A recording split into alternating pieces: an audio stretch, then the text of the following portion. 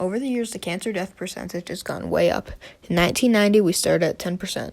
10 years later, the death percentage has gone up by 20%. Every 10 years, the average death rate goes up by 20%.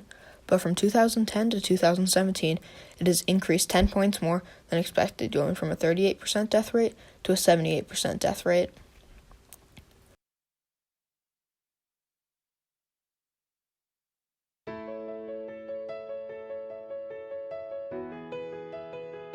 Before we address a topic furthermore, we must address and ensure that we understand what cancer is. Cancer is a name given to a group of diseases that divide uncontrollably. DNA in cells are fragile and can be prone to mutations. When the tumor suppressor gene in cells are deactivated by a mutation, it can lead to a cancerous tumor after buildup of cells over time. But enough mutations can bypass these fail-safes, driving the cell to divide recklessly. That one rogue cell becomes 2, then 4, then 8. At every stage, the incorrect instructions are passed along to the cell's offspring. Weeks, months, or years after that one rogue cell transformed, you might see your doctor about a lump in your breast. Difficulty going to the bathroom could reveal a problem in your intestine, prostate, or bladder. Or a routine blood test might count too many white cells or elevated liver enzymes. Your doctor delivers the bad news. It's cancer.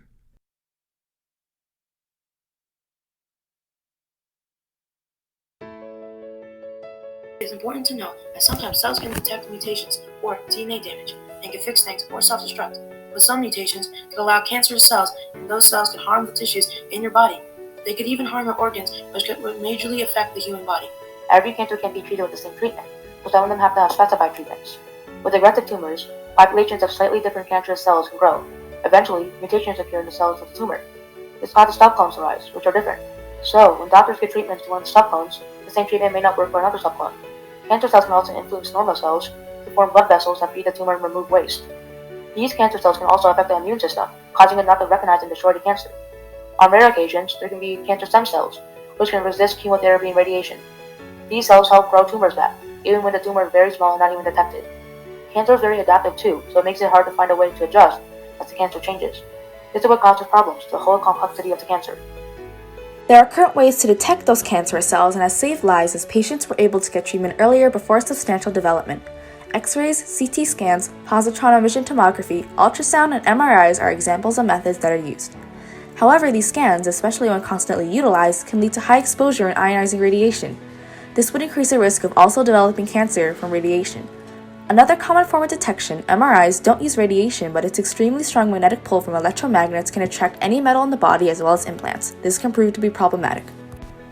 To detect cancer cells, biosensors can be designed in a way to detect emerging cancer cells and to determine what drug will be effective when treating the patient. We could even be able to monitor angiogenesis and cancer metastasis.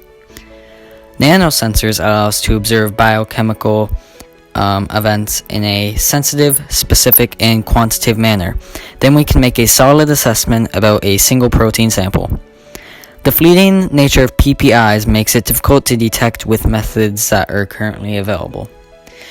The nanosensors from Professor M's lab bypass this obstacle by creating a small opening in the cell membrane through which an electrical current passes through.